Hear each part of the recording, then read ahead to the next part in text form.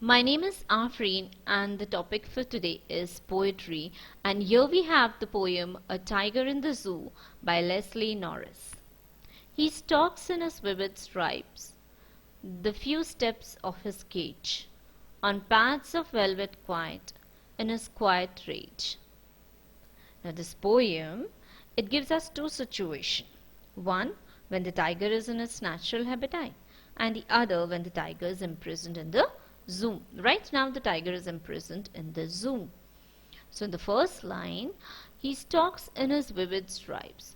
That means the tiger moves slowly in his cage, and the stripes on his body are of bright color. The second line, the few steps of his cage. Now this line tells us that there is less space for the tiger to move. His movement is restricted there because the cage is small. On pads of velvet quiet. Pads of velvet, his feet, the fur on his feet is compared to velvet. Right? So pads of velvet quiet because he has fur on his feet which resemble velvet, which is soft. When he walks, you cannot hear his footsteps. Okay? In his quiet rage. Rage means anger. That means being in the cage, he is angry. He wants to go out. He suppresses his anger. He cannot express his anger because he is locked up in the cage. And in the cage, he has limited area of movement. Okay? He should be lurking in shadow, sliding through long grass, near the waterhole where plump deer pass. In the second stanza, the poet states that the tiger should have been in jungle, where he would be lurking, remaining hidden in shadow. Yeah, he would remain hidden, waiting for his prey to come. Sliding through long grass, moving swiftly through the grass to the grass that is in the jungle, that's enough to hide the tiger away from its prey. Okay, he would stand there, watch secretly, wait for his prey near the water body, water hole, near the in the jungle where plump deer pass, where he would there near the water hole, he would be waiting for some fat deer to pass that way.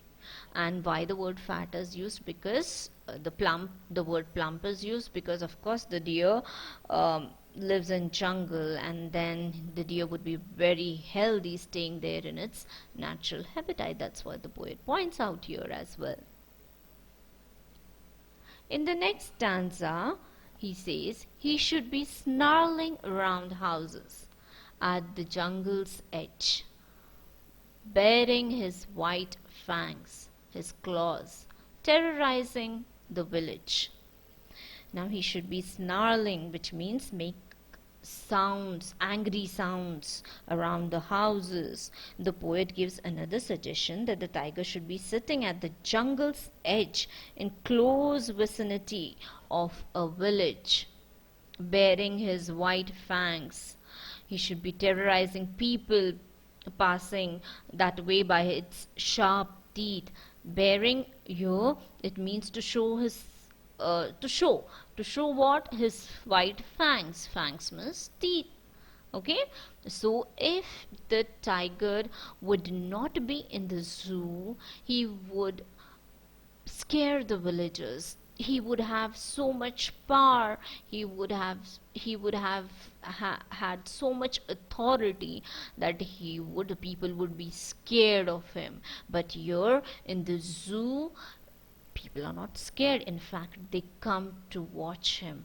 But if he moves in the jungle, the people run away. They don't want to stand. Don't want to encounter him, right?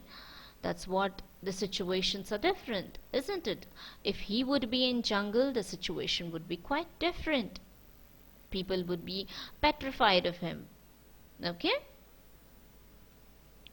But He's locked in a concrete cell, his strength behind bars, stalking the length of his cage, ignoring visitors. The poet feels that the tiger's locked in a concrete cell in the zoo. In spite of all his strength, he now lies imprisoned behind the cage, behind the bars. Very slowly and silently he moves up and down along the length of the cage, and he's not paying attention to the visitors. He is least bothered who are the people that come to watch him. As I told you previously also, if he would be out, that would give really a different effect, but now he's locked in the cage. In fact, people come and watch him, and he is not at all interested in watching them. Okay. He hears the last voice at night, the patrolling cars, and stares with his brilliant eyes at the brilliant stars. He hears the last voice at night. And what is the last voice that he hears is of the patrolling cars. So patrolling means to keep watch. Maybe the police patrolling cars who regularly keep a watch over the area, they frequently come there, and that is the last voice that he hears. If he would be in jungle, he would have heard the voice of the birds or some other animals, but here he's all alone in the cage, and he can hear the voice of the patrolling cars, and stares with his brilliant eyes at the brilliant stars. Now, the brilliance, the word brilliant is repeated here. So, the brilliance is seen not only in his eyes, that really desire for freedom, but also in the stars that remind him of his own independence. He's sad and unhappy and looks at the stars, and he feels that even these stars are free, but he is not free. Okay? That's all for today. Thank you.